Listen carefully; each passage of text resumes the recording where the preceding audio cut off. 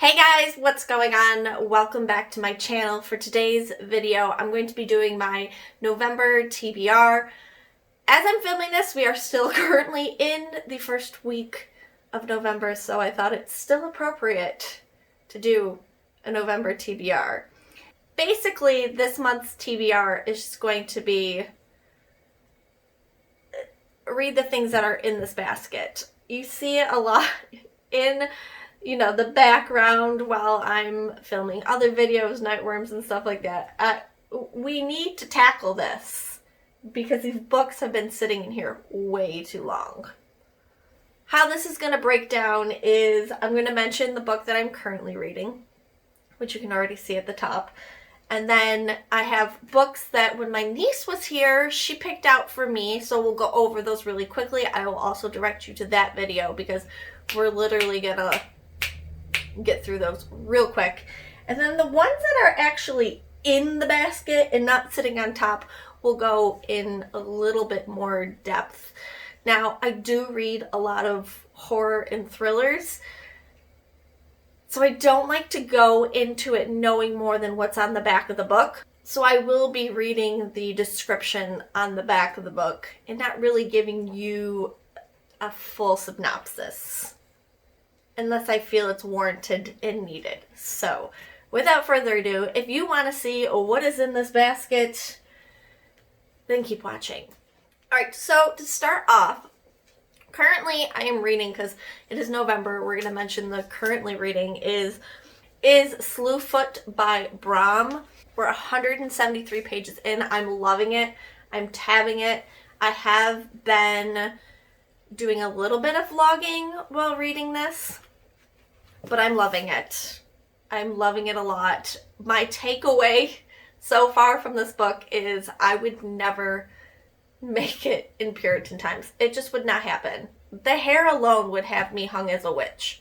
So we follow Abatha, and Abatha is living in this small town, this small Puritan town, and her husband passes away due to a mysterious situation. He falls down a hole and he dies, but there's some really weird things that happen because of this.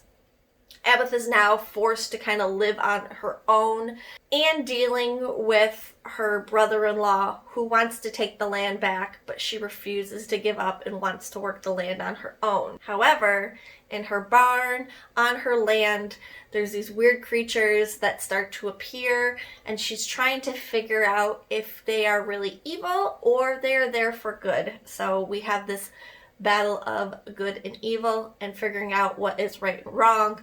I love it so much. There is some beautiful artwork that was made by Brom himself. So there's a picture of Abatha. He did the cover. I'm loving this so much. He's got another book called Krampus. I'm thinking of reading at Christmas time. If you read Krampus, let me know in the comments down below if it's something I should pick up, if it's as good as Slewfoot, because I love Slewfoot so far. These next 4 picks, my niece picked out for me when she was here in July. I want to say July. That's how long I've been avoiding this basket. There is a whole video of her actually picking out the books, and then we sit down and we talk about them. I will leave the thumbnail for it right here so you guys can go and check it out. I will also leave it in the cards up above. But we're just going to kind of rapid fire these different books. And I'm going to make sure Luna does not drink my coffee. Coffee's not for kitties. Sorry. So at the top we have Little Disasters by Sarah Vaughan. And I'll just read the top really quickly. There's a little thing at the top that says, "You think you know her, but look a little closer." So this is a thriller. And I love thrillers. It should be kind of creepy. I got it at Walmart. And I will get the sticker off before I start reading it because it will make me angry. Alright, now that I've kind of got the sticker off, it says at the top, "She thought she had the perfect family, but everything can be broken." So that is the first book Kinsley picked. Then we have Hotel Magnifique by Emily J. Taylor. This is a YA that was pitched to me when I first bought it as almost like The Night Circus, but in a hotel-esque situation.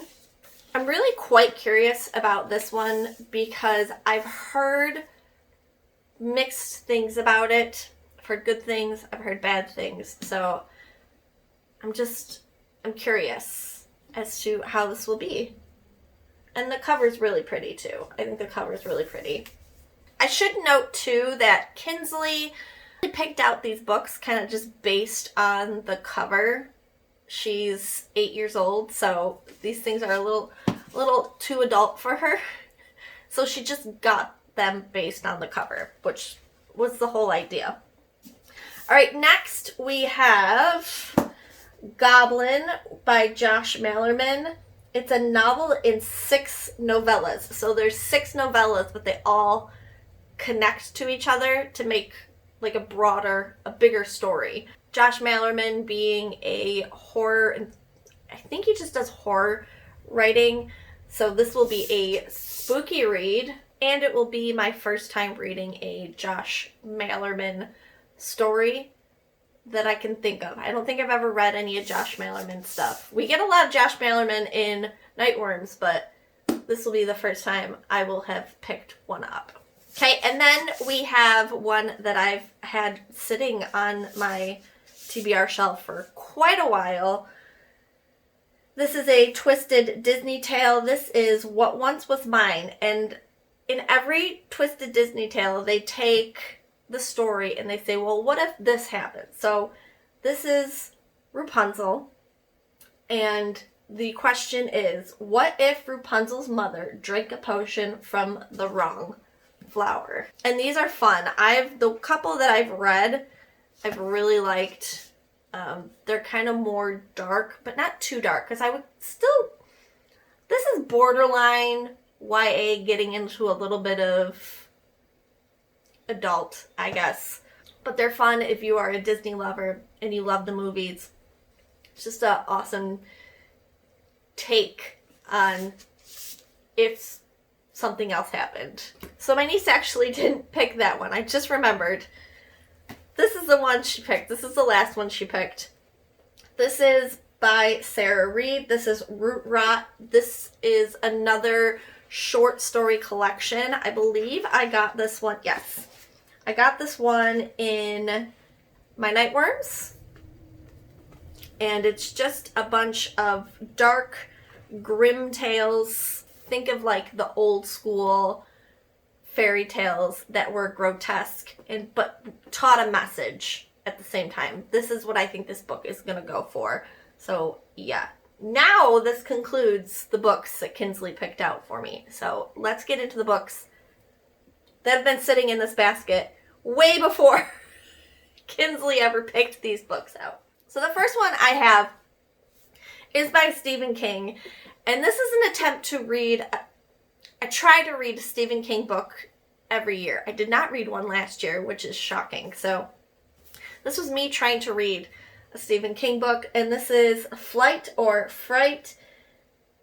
It's edited by Stephen King and Bev Vincent. It's 17 turbulent tales. So there's a bunch of different authors in here. So it says, welcome to Flight or Fright, an anthology about all the things that can go horribly wrong when you're suspended 6 miles in the air, hurtling through space at more than 500 miles per hour and sealed up in a metal tube. Like a coffin, it says. With hundreds of strangers. Featuring brand new, standout, original stories by Joe Hill and Stephen King, as well as 14 classic tales and 1 poem from the likes of Richard Matheson, Roald Dahl, Dan Simmons, Arthur Conan Doyle, and many others. Flight or Fright is, as King says, ideal airplane reading, especially on stormy descents. Even if you are safe on the ground, you might want to buckle up nice and tight. This has 322 pages, so you figure if you want to read like a couple stories a day, you could probably get through this pretty quick and yeah, those are some big names to be in this anthology collection. So excited to read this. Next, we have more of a Christmassy one, so I might push this one back, but I'll mention it because it's been in here. And this is a Plum Pudding Murder by Joanne Fluke. This is part of the Hannah Swenson Cozy Mystery series. This is book 12 out of the, it's like 30 books or something like that. So I'm slowly making my way through the series. But this one takes place more in Christmas, so it's trying to wait it out a little bit. So in this series, we follow Hannah Swenson. She lives in a small Minnesota town, and she owns this cookie shop called The Cookie Jar. In each, sit, are you gonna sit? Or lay down, whatever. In each story, we find Hannah Swenson try to solve a murder in her small town and become an amateur sleuth. And it's just fun and funny. It's kind of, it's weird to say lighthearted because it has to do with the death, but I really like this series a lot. So I am slowly kind of making my way through the series. And this is next, and it's Christmas themed, so it will be perfect to get to. Next is one I'm sure a lot of you are going to be like, you haven't read that yet? Why haven't you read that yet? This is a lot of people's favorite book, and I am talking about S.T. Gibson's A Dowry of Blood. Now, I will say, the one thing that will bug me while reading this is this version has deckled edges, and it's gonna annoy me. I can already see it. The deckled edges are gonna annoy me, so this story better be good. Better be good. I have a thing about deckled edges. I don't know. So I'll just read a little bit on the bottom because I feel like everybody and their mother has already read A Dowry of Blood but me. So on the bottom it says, A Dowry of Blood is a glittering tale of obsession, seduction, and power as told through the letters of Dracula's first bride, Constanza. Constanza? Is that her name? Yeah. I've also heard a lot of, there's some trigger warnings in here, so if you haven't read it yet, triggers don't really bother me too much. It has to be like really, really bad for me to not read it. But if you haven't read this yet and you are easily triggered by things, then look them up. Unless, I don't know if it has it in here. Oh yes, it does. Okay, so there is a list. I won't go through them, but there is a list in the book of different triggers. So look those up before you read this. And yeah, I'm finally excited to read this and know what everyone is talking about. The next one is one I picked out of my TBR jar. I was trying to fill this basket when it was empty, and the TBR jar chose for me The Library of Lost and Found by Phaedra Patrick. I've had this on my shelves for quite a while, so I don't really remember what this is about. It says, librarian Martha Storm has always found it easier to connect with books and people. Relatable. Though not for lack of trying. She keeps careful lists of how to help others in her superhero-themed notebook, and yet sometimes it feels like she's invisible. All of that changes when a book of fairy tales arrives on her doorstep. Inside, Martha finds a dedication written to her by her best friend, her grandmother Zelda, who died under mysterious circumstances years earlier. When Martha discovers a clue within the book that her grandmother may still be alive, she becomes determined to discover the truth.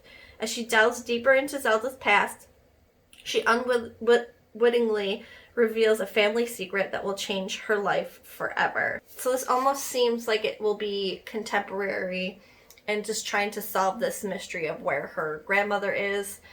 And it has to do with libraries and books, and we love a book about books, right? Right. Growing up as a kid, my favorite TV show of all time is Buffy the Vampire Slayer. And anytime someone tries to adapt or add on to the story of Buffy, I'm all in. I need to know what it's about. I don't care if it's cheesy. I just need to know. So that's why we have this book. This is In Every Generation by Kendar Blake. I'm saying it wrong. I know I am. Kendara Blake. Someone correct me in the description below. It says, the stakes have never been higher. And on the back, of course, because it's Buffy, into every generation a Slayer is born. The next generation starts now. It says, Frankie Rosenberg was yet alive when her mom Willow, her Aunt Buffy, and the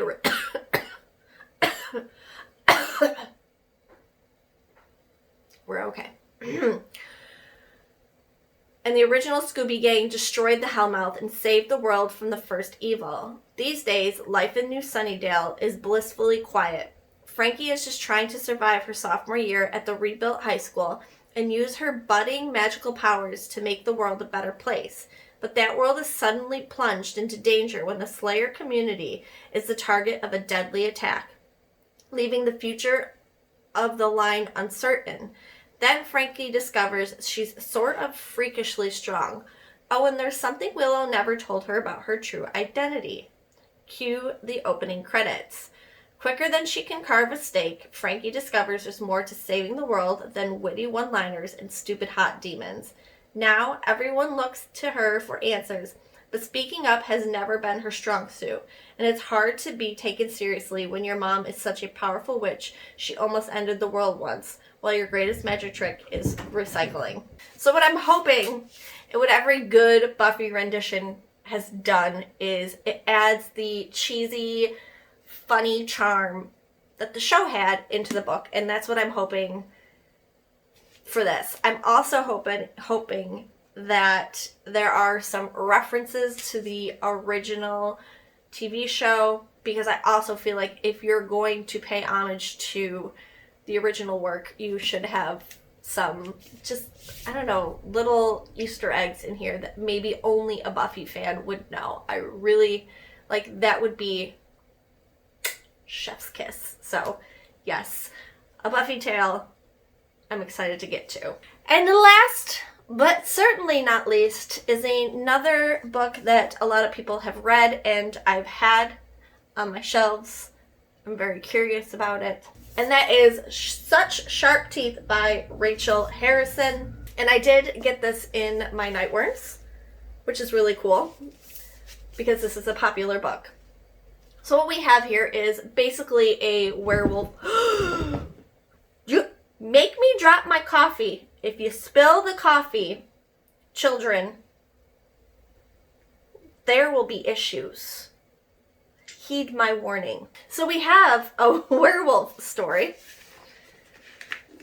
It says, a young woman in need of a transformation finds herself in touch with the animal inside in this gripping, incisive novel from the author of Cackle and The Return. So it says, Rory Morris isn't thrilled to be moving back to her hometown, even if it's only temporary. There are bad memories there, but her twin sister Scarlett is pregnant, estranged from the baby's father, and needs support. So Rory returns to the place she thought she'd put in her rear view. After a night out at a bar where she runs into Ian, an old almost flame, she hits a large animal with her car, and when she gets out to investigate, she's attacked. So you probably can guess what goes from there. She's gonna probably turn into a werewolf. And yeah, this cover is pretty too. I really like this. I love a horror book that has these bright pink colors in it. I don't know what it is about it. It's kind of 80s to me, if you will. So without moving this pile, hopefully you can see it. This is everything that I know I won't get it all read in November. If you know me, I'm a slow reader. This is a lot of books. And it's already the 7th. Please do let me know if you guys have read any of these books before. What book you think I should really get into? Like, what should be at the top? Should I be reading in November before December comes and I get into all the cute little Christmas romances? Let me know. What is on your November TBR? Also let me know that down below. I will do my best to vlog as much as I can with these books. So make sure you hit that subscribe button, hit your post notifications so you're noticed, so that you're notified every time I upload, because I love doing reading vlogs. They're just They're my favorite. It's like hanging out with you guys. I love it. Definitely subscribe and become a member of this beautiful bookish family. And with that, I will see you guys really soon in my next video. Bye! I'm always interrupted by cats. Yeah, you. Come here. Come here. Come here. Come here.